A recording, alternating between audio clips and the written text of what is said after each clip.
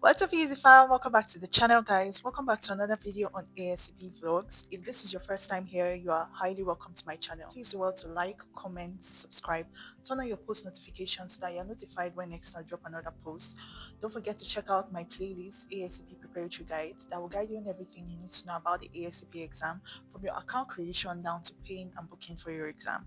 And if you want access to all the textbooks that you would need to prepare for this exam, kindly check out the description box of my video titled ASCP Chemistry Practice Questions, as well as my video titled ASCP Exam Secrets Revealed. So in the description box of those videos, you will find the links to the textbooks that I use when preparing for this exam, and I feel like those textbooks will help you as well. So without wasting much of the time, let us get into the content of today. So today I'll be talking about the 5 most common mistakes that students make while preparing for this exam. People make a lot of mistakes when preparing for the ASP exam.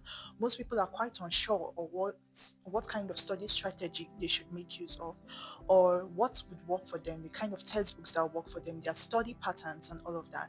So today I'll be talking about the 5 most common mistakes, or more like misconceptions, that people have about the exam, and I'll be providing solutions to it. At the end of this video, I'll also be dropping a bonus tip that's supposed to also, guide you throughout this whole process. So let's get into it.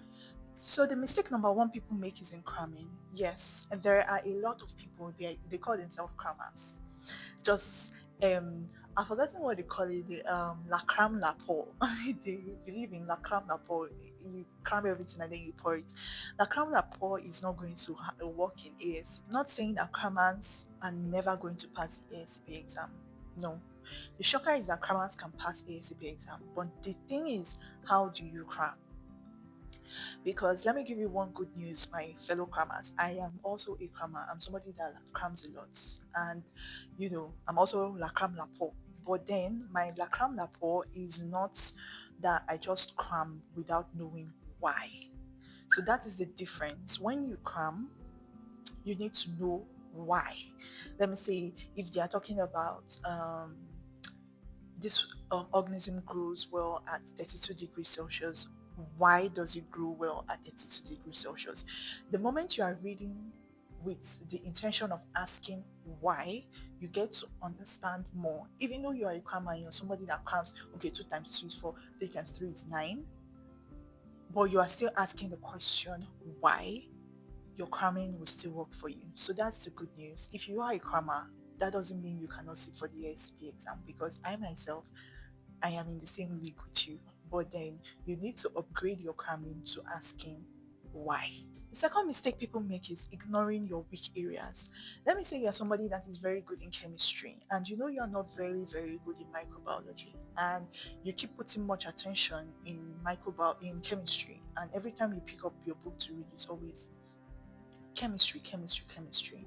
I would advise that you should instead put more effort towards microbiology. You already know you're a guru in chemistry.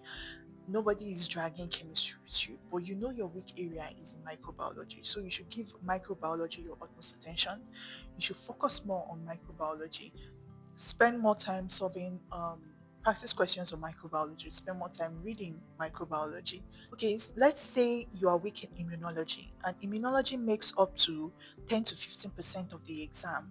And if you do not pay attention to immunology, that means you risk 10 to 15% score in your exam. And if you are risking 10 to 15% score in the exam, what is the probability of you getting like the remaining 80 or like 85% or thereabouts, as the case may be?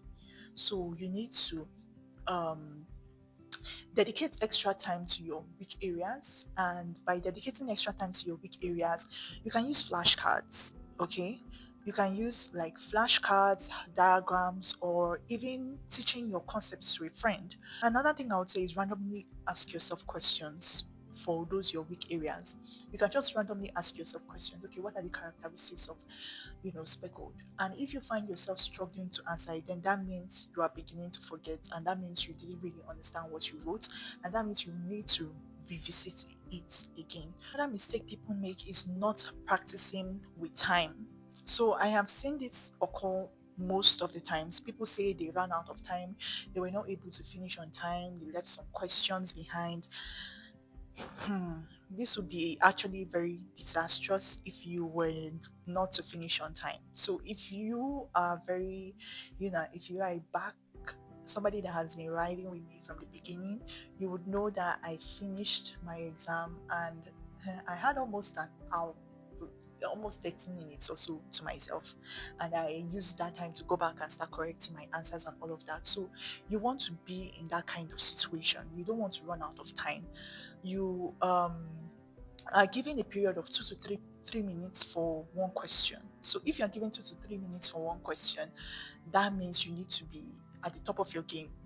You need to be very smart with thinking. And this goes for every question: calculation questions, normal questions, questions that demand, more in-depth thinking and all of that. So when you are doing your practice at home, that's at home practice, you need to time yourself. So you give yourself time. You can pick about 50 questions for yourself and time yourself to 3 minutes for a question.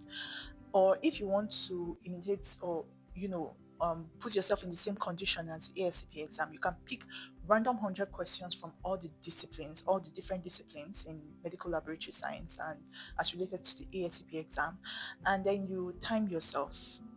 You give yourself time, 2 to 3 minutes, this 1 minute, 5 minutes, 10 minutes, 15 minutes. And as the case may be, if you fall short, you know that, okay, there is a problem. And if you are still on time, you know that, okay, I am good to go. So this is actually a very important point you need to take note of if you are preparing for the ASP exam. Make sure you time yourself and make sure you are always on time. Don't run out of time, because time is of essence and nobody is going to give you an extra time on that day of the exam. So be cautious of your time. Fourth mistake that people make is memorizing instead of understanding. So memorizing actually feels safe. I know you can memorize, perfect reference ranges, organisms, stains, and colors, but the ASCP exam often twists the questions. So instead of asking what the normal range for sodium is, they might give you a patient's case with an abnormal sodium and ask what the condition suggests. So this is where understanding beats memorizing. So the last but not the least is forgetting lab math and calculation. Don't neglect your lab math and your lab calculation. Even though it makes up a smaller fraction of the exam, it is still important, especially your hematology. I'm talking about the all those dilution factors and all of these MCV and MCHC calculation and all of that. They do come out, right? For the bonus tip mistake, I would say not reviewing practice questions deeply. So if you're somebody that solves practice questions on a weekly basis, you solve practice questions, you get some right, you don't get some right, and you don't even go back to read those questions that you didn't get right. Neither do you even go back to read those questions that you got right, because you need to review all of them, not only those you didn't get right, but you need to review even those you got right to refresh your memory. Always an advice, and I always say this in all my videos: on no account should you write this exam without reviewing BOC questions. If not, you'll be shocked on that day. You need to review BOC questions to know how the questions actually come up on that day, so that you'll be able to find a solution to those questions when they do come up. You need to be consistent. You need to time yourself, focus on your weak areas. Do not neglect your lab math and lab calculations. And if you follow all these and avoid all these mistakes that people make, and I've seen it happen over time and time again, because I'm not going to stand here or sit here and say, oh, people have never come to me and told me, oh, I followed you, but I ended up, failing the exam. No, I've had cases of people saying they failed the exam, but they are attempting to write it again. And I do wish them good luck. But this time around, I suggested ways that they can go about it differently. With that being said, we've come to the end of this video. Don't forget to like, comment, subscribe, turn on your post notifications, send my videos to a friend an enemy, a foe, a colleague, whatever it is. Share my video, advise people to subscribe to my channel, let my channel grow, let the family grow, and I'll see you in my next video. Love you all.